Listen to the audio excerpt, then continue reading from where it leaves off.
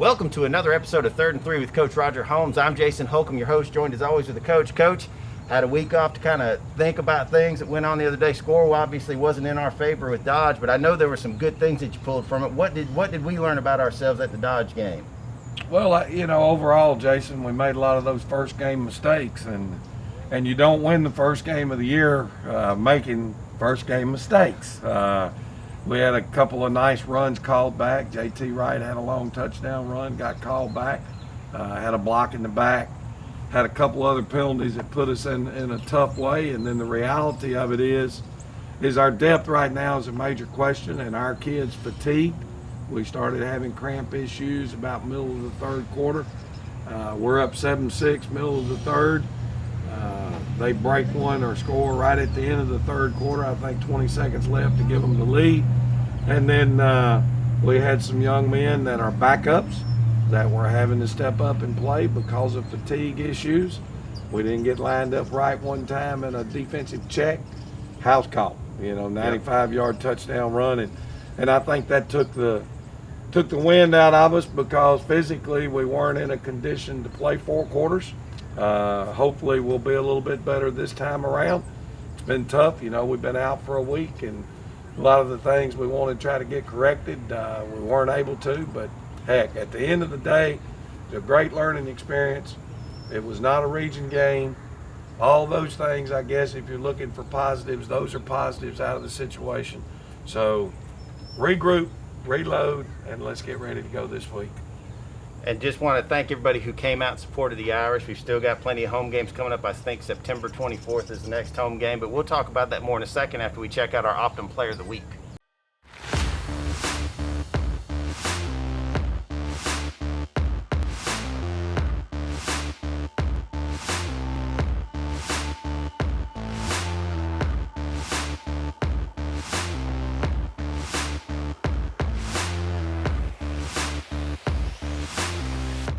All right, Coach, you said before the show that Caleb was really making some good plays for us this week. Talk about what he brings to the team. Well, Caleb is quiet, but Caleb is a good leader. He's one of those young men that played 3 years. I think he might have started one game last year due to a kid being out injured. But Caleb's a very cerebral player. He does a good job for us. He had to play a lot of snaps the other night both ways and was our most consistent grade out. Now, we had some other kids that played well. JT Wright had a couple of nice runs that ended up getting voided because of penalties.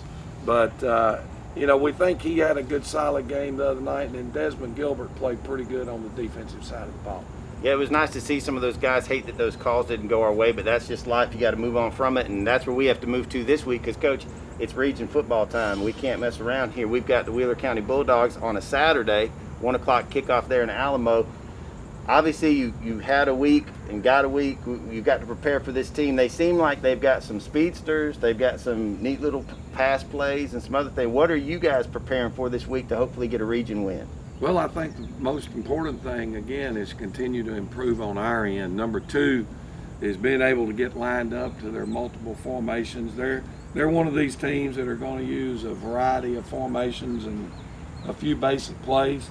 But if you get out of whack, then they like to throw the vertical passing game and have a chance to hit you with some home runs. It's kind of neat the way their numbers are. They go 1, 2, 3, 4, 5, 6. Those are their skilled players. Yes, they are. And they're all good. Yep. Every one of them has the ability to take the ball and turn a base play into a home run type play. And then defensively, very aggressive, run around, play out of an odd front most of the time. So it's they're going to create us a lot of issues, I think. And to reiterate to our fans, the game has been moved from Friday to Saturday at 1 o'clock. The reason is we weren't able to get the majority of our football team back off of quarantine until Tuesday.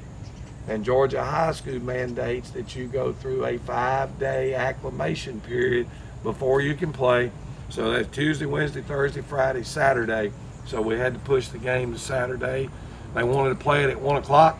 I think it's a great atmosphere. They wanted me to relay to our fans, Jason, once you come in the main ticket gate and go over to the visitor side, you will not be able to come back across.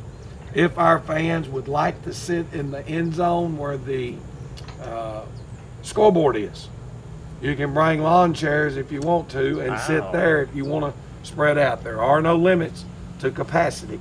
And if you don't have a mask, they will have some to provide for you as you come in the gate. Want to make sure everybody, please wear your mask. It is working. It serves its purpose. We want to make sure that we're able to have as many football games as possible.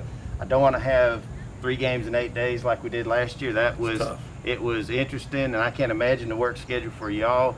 But make sure to come out and support these Irish this weekend in Alamo. It is going to be like a college environment. Afternoon, it'd be like one of those Jefferson Pilot sports games back in the day. So make sure to come out and support our team all season long. Still have season tickets. You can purchase those. You can go online. You can get them over at the board office. Again, September 24th is our next home game. So we got a while, but we want to make sure that y'all are supporting this team all season long. But Coach, before we close out, we got another mustache matchup.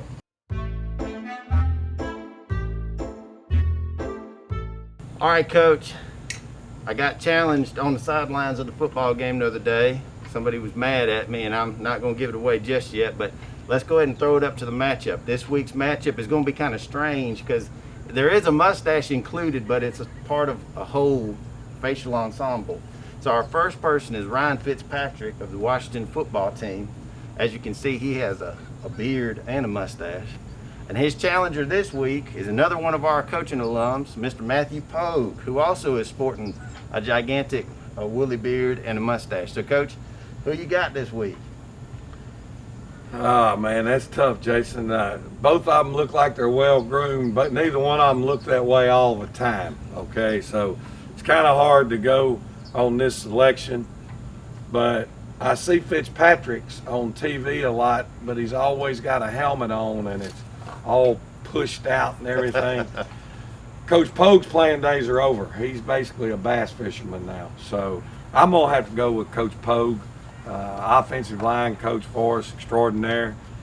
When he's got the thing neatly groomed, I guess, but I can't call it a mustache. That's just a bush. Nope, I can't either, but this is just appease Coach Pogue. I hope he enjoyed being part of the matchup. We want you guys to submit your matchups as well. We had some last year, want to have some more this year because, y'all, these are fun, and they're fun to have. What's even more fun is an Irish win, which we hope we'll get this Saturday at 1 o'clock in Alamo. Be sure to tune in every week here on 3rd and 3 with Coach Roger Holmes.